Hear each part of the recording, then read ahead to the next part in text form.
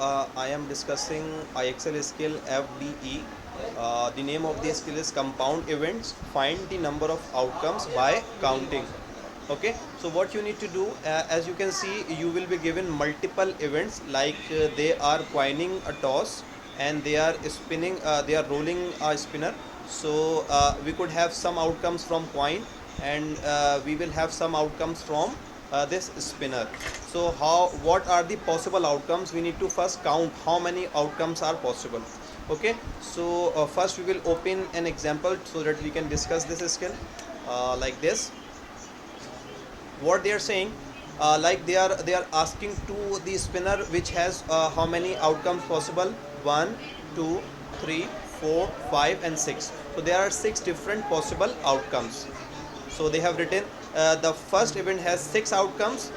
We could have 3, 4, 5, 6, 7 or 8. So we could have any one of these numbers from the first event, which is a spinner.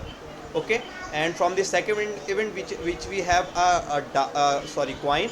So the second event has 2 outcomes. As we always know, every coin has only 2 outcomes possible. Either we could have heads and tails. Okay, so the second event has 2 outcomes and first event has 6 different outcomes. So how many total outcomes are there? So how we can do this? Using a diagram which is known as pre-diagram. What you will do, you will write all the possible outcomes from the first event, like 3, 4, 5, 6, 7 and 8 could be the outcomes for the first event of spinning spinner. So we have written all these outcomes, and then the outcomes of second event will be written with the each and every outcome of first event. Like the second outcome is of tossing a coin. So we could have either heads or tails. So we have written heads and tails with 3, same heads and tails with 4, same heads and tails with 5, and with all the outcomes of first event we have written all the outcomes of second event. Now we can combine them like this, like 3H 3T, 4H 4T. So here we have got all the outcomes which are possible associated with these 2 events, right? So what that does this first outcome says, it is saying that on the spinner we had 3, and on the die we had, so on the coin we had heads. Okay, and what this outcome says, this outcome says that on the spinner we had 6 and on a coin we got tails. So these are the possible outcomes. So we can simply count them: 1, 2, 3, 4, 5, 6, 7, 8, 9, 10, 11, 12. So there are 12 possible outcomes for these 2 compound events. So did you notice something?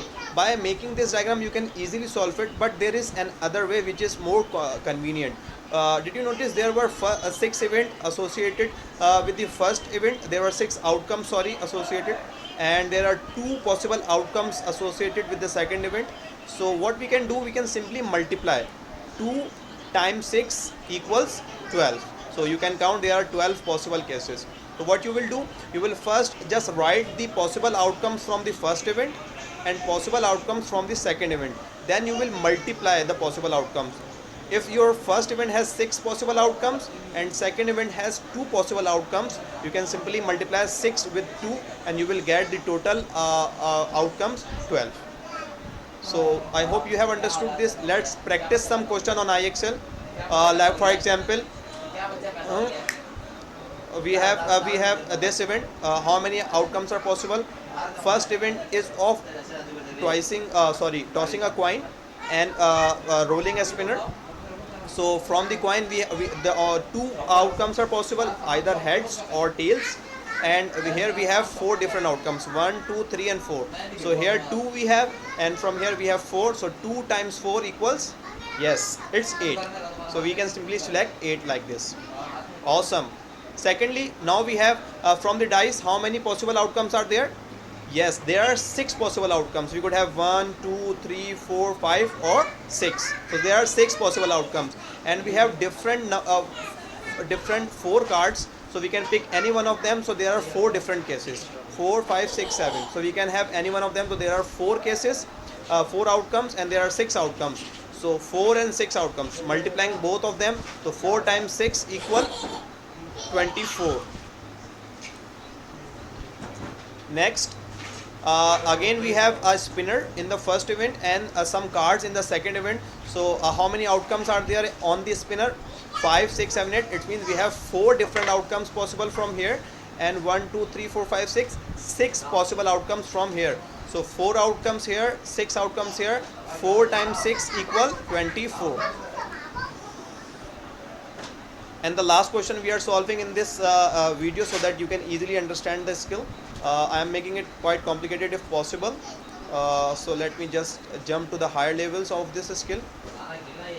Like this. Now we have 6 different events, so we will do it same way, the way we did the previous questions. Like for example, in the first event we have spinner, so and there are 2 possible outcomes. Either we could have I or H, so there are 2 outcomes. And we have 2 balls, so there are again 2 outcomes possible. And then we have a die, or from a die we have 6 different outcomes possible. So 2 outcomes, 2 outcomes, 6 outcomes.